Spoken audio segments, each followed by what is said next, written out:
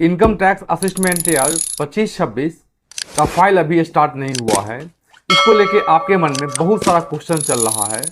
आज हम इसके बारे में आपसे बात करेंगे और डिटेल से हम आपको बताएंगे जो अगर ये फाइल लेट से होगा तो क्या होगा, अगर आप लेट ये फॉर्म खुलता है तो आपके लिए फ़ायदा है या नुकसान है, अगर आप 31 मई के बाद फाइल करते हैं तो क्या आपके लिए फ़ायदा होगा या नुकसान होगा, हम इस बात पे आपको आज बताएंगे।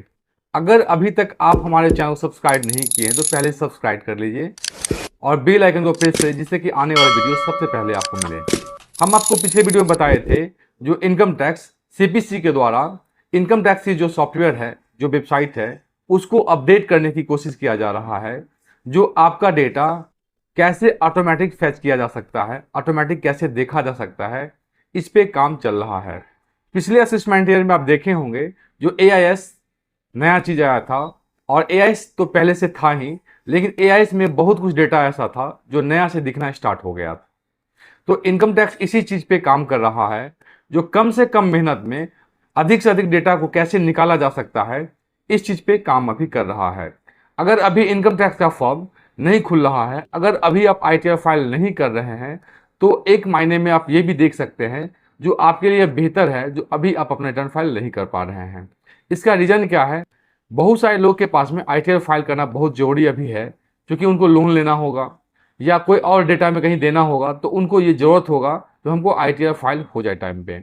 लेकिन हम साथ में यह फ़ायदा आपको बताते हैं, अगर आप 31 मई के बाद रिटर्न फाइल करते हैं तो आपको क्या क्या फ़ायदा मिल सकता है। सबसे पहले यह जान लीजिए, जो टीडीएस रिटर्न फाइल करने का जो डेट होता है 31 मई के आसपास तक होता है। जब तक कि आपका टीडीएस डेटा पूरा अपडेट नहीं हो जाए, 26AS जनरेट नहीं होने लगे, आपका सर्टिफिकेट आपको मिलने नहीं लगे, आपका एआईएस में पूरा डेटा अपडेट नहीं हो जाए, तब तक आपको रिटर्न फाइल नहीं करना चाहिए। इसका नुकसान क्या है? अगर आप उससे पहले रिटर्न फाइल कर देते हैं तो आपका जो डेटा होगा वो सीपीसी का डेटा से मिसमैच होगा, मतलब इनकम टैक्स के डेटा से, और आप जो भरे हैं डेटा वो मिसमैच हो जाएगा। जब तक कि पूर्णतः डेटा आपके पास नहीं आ जाए, मान लेते कहीं पे आपका एफडी होगा, कहीं पे आप लोन ले रखे होंगे, या कहीं पे कोई प्रॉपर्टी ऐसा परचेज किए होंगे जो आपको याद नहीं होगा। इस केस में क्या होता है, हम लोग अपना आईटीआर फाइल कर देते हैं, बाद में इनकम टैक्स का नोटिस आता है जो ये डेटा आपका मिसमैच है, ये आपका होना चाहिए, या आपको लगता भी है जो अभी तो हम फाइल कर देते हैं, बाद में रिवाइज करके इसको ठीक कर लेंगे।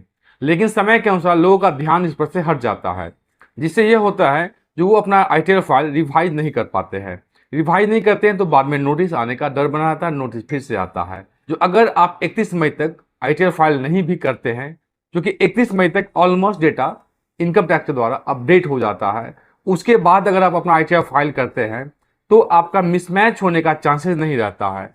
अगर आपका मिसमैच नहीं होगा तो आपका इजी वे में आईटीआर फाइल हो सकता है। अगर आपका डेटा इनकम टैक्स में मिसमैच नहीं होता है तो आपके लिए अच्छा, जो आपको कोई नोटिस नहीं आएगा, बाद में आप डिमांड से या इंटरेस्ट से आप बच सकते हैं।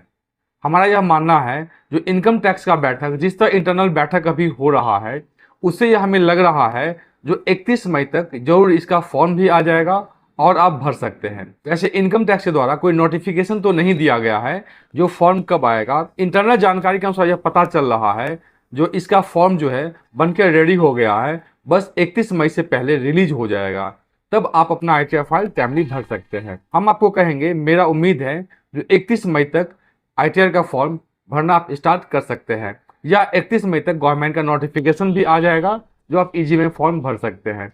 वैसे हम आपको बता दें जो इंटरनल फॉर्म, जो अभी नया जो फॉर्म आएगा, इसके लिए फॉर्म रेडी हो गया है, लेकिन अभी नोटिफिकेशन कुछ भी नहीं आया है।